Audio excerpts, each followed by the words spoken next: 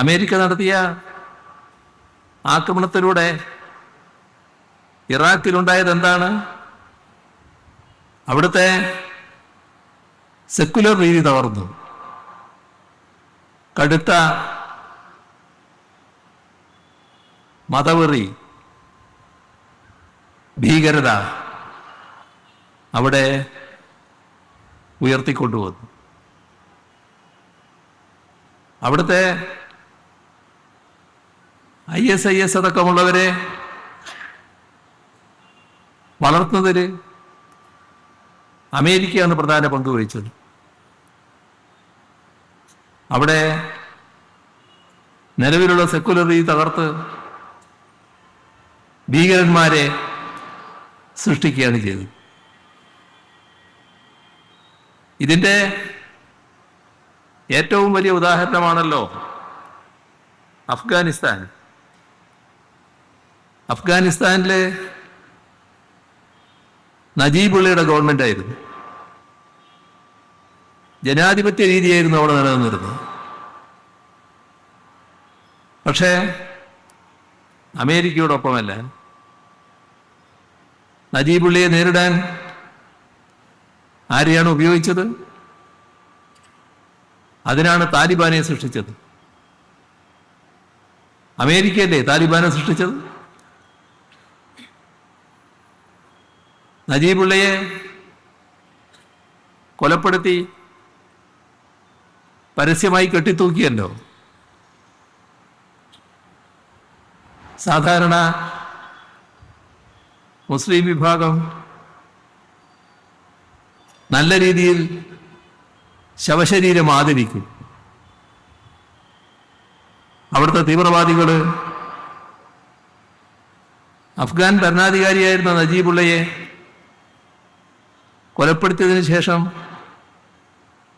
പരസ്യമായി കെട്ടിത്തൂക്കി അവമാനിക്കുകയായിരുന്നു. ഇസ്ലാം സംസ്കാരത്തിന് ചേരാത്ത പ്രവൃത്തിയായിരുന്നു.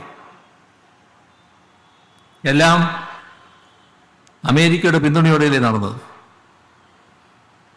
ഏതെല്ലാം സ്ഥലങ്ങളിൽ? സിറിയയിലെ അസദ് ഗവൺമെന്റ് എത്ര ഭംഗിയായി ആ രാഷ്ട്രത്തെ കൊണ്ടുപോയതാണ്. അമേരിക്കയോടൊപ്പമല്ല, ആ ഒറ്റ കാരണത്താലല്ലേ ആ ഗവൺമെന്റിനെതിരെ ഭീകരവാദികളല്ലേ ഉപയോഗിച്ചത്. ഭീകരവാദികളെ വളർത്തുകയായിരുന്നില്ലേ. ഇതല്ലേ ലോകത്താകെ അമേരിക്ക ഇതേവരെ ചെയ്തിട്ടുള്ളത്. വിചിത്രമായ വാദങ്ങൾ അവതരിപ്പിക്കുകയാണ്. അതിലൊന്നാണ് ഇറാനിൽ സ്ത്രീകൾക്ക് സ്വാതന്ത്ര്യമില്ല എന്നത്. സ്ത്രീകൾക്ക്